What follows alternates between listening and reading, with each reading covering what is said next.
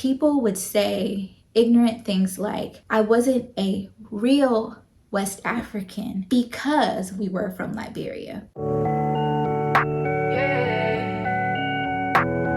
Hey you guys, this is part 2 of my previous video just talking about being biethnic and feeling othered in the different spaces that I grew up in. Previously, I was talking about my experience in grade school primarily, but now I'm shifting over to what my experiences were like in college. When I got to college, one of the organizations that I joined was ASU, the African Student Union. As a member of the African Student Union, I was also a part of the African dance team.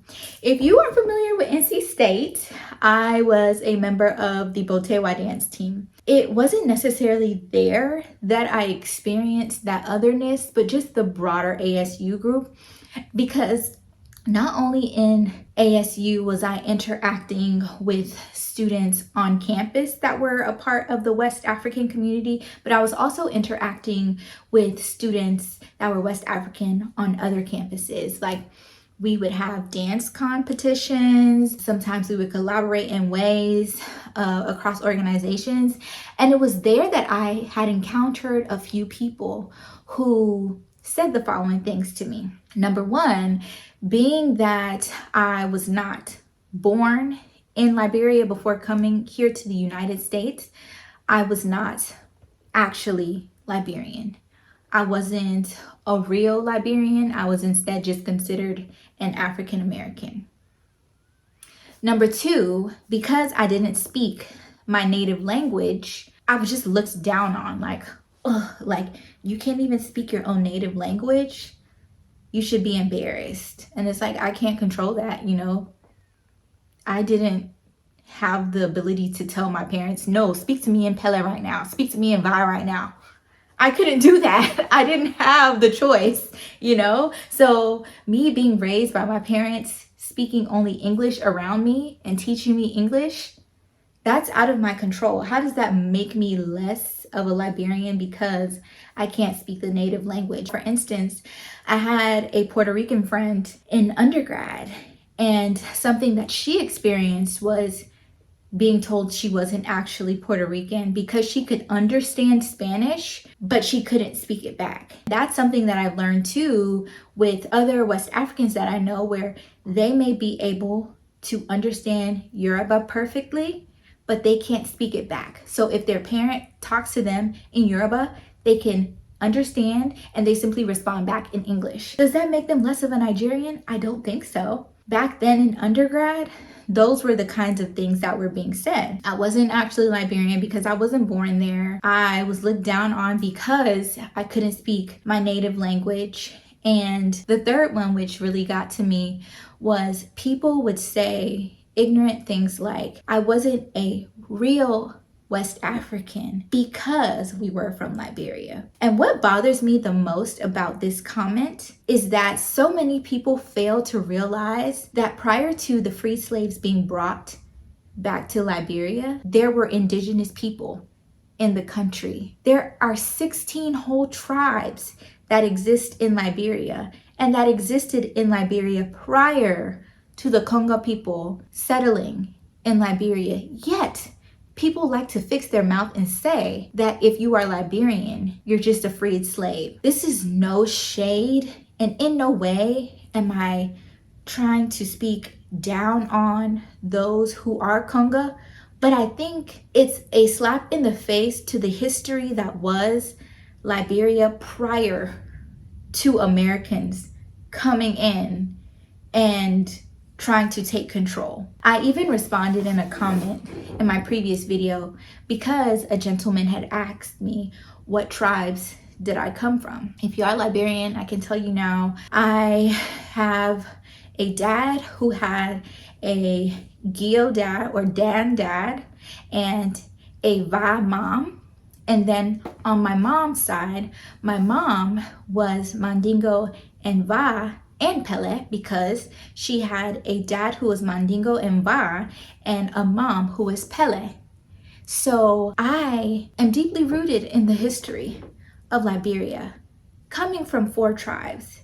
So when you say things like, I'm not a real Liberian or I'm not a real African, it's a slap in the face. And even to the Congo people, that's a slap in their face. Because do you not realize that those freed slaves who were brought back in the 1800s were still very much so people of the African diaspora that were sent to the Americas and brought back? Do you not realize that they were still very much so African? Why would you ever fix your mouth and say that? And that in itself is so divisive. But anyway, those were some of the things that I heard, and it used to bother me. And similar to my experiences in grade school, I found myself both consciously and subconsciously fighting to be seen and be affirmed as a Liberian woman. Over the years though, I can honestly say, once again, I understand that a lot of the things that I said are spoken from an ignorant place.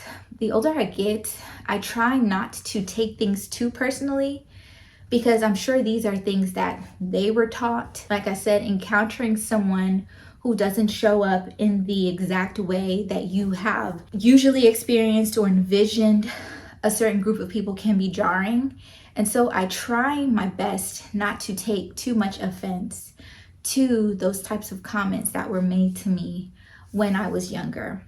And instead, what I do is try to educate those who are actually open. If you aren't open to being educated, if you aren't open-minded and wanting to learn more, then I'm definitely not someone to try to force feed you information. And I also want to say, just as much as I've built such a beautiful community with my African American friends in grade school, I did the same with my West African friends in undergrad. I have such a dope tribe of friends here in Atlanta, and it's literally built of West African girls. So for me, it wasn't one of those experiences that turned me away from my communities, because just as much as there were, a handful of people here and there who made those types of comments to me that would make me feel other, there were also groups of people who made me feel seen and made me feel validated in who I am, and made space for me to exist in both ways without making me feel less than. I don't think this is specific to me. The whole being told you don't look African, the whole you're not a real Liberian, Nigerian, Ghanaian, Sierra Leonean, insert whatever country. I know these experiences aren't limited to me. I hope this just helps people to see that we as Black people are not a monolith, and I think we should be more open to the ways in which all of us show up in this world. So once again, my name is Ivy, aka IO, and I'm very much so a Liberian girl. I'm very much so an African American. Somebody had the nerve to say in the comments that I'm simply an African in America. Does that not mean all of us are Africans in America? Why would you say that? Why would you even say that? I'm an African. I am an African American. I am a Liberian, and I am motherfucking proud, okay? If you got a problem, don't talk to me, talk to your mama. Bye.